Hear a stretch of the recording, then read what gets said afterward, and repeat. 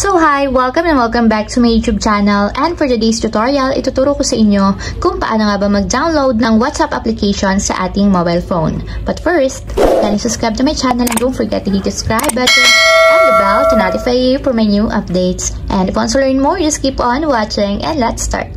So ayan guys, for today's video, may two ways tayo kung paano nga ba makapag-download ng WhatsApp app.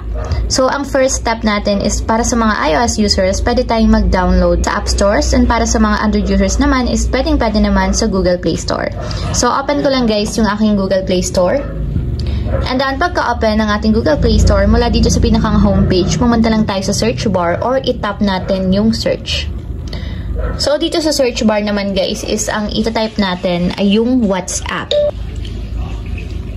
So pagka-type guys ng WhatsApp, i-search lang natin.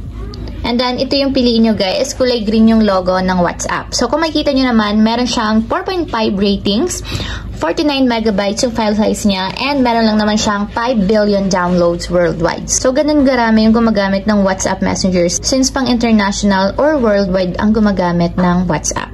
So, tap natin guys yung install para ma-install muna siya sa ating mobile device. So, yan guys, kapag yun yung itsura niyan, ibig sabihin naka-install na yung ating WhatsApp app sa ating phone. So, tap na natin yung open para directly mapunta tayo sa pinakang application.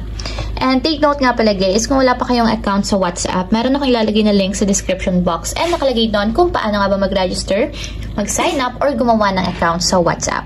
So, ayun lang guys, ganun lang kasimple kung paano nga ba mag-download ng WhatsApp application. If you have a question, can you comment down below and don't forget to hit the subscribe button and the bell to notify you for my new updates. And thank you for watching!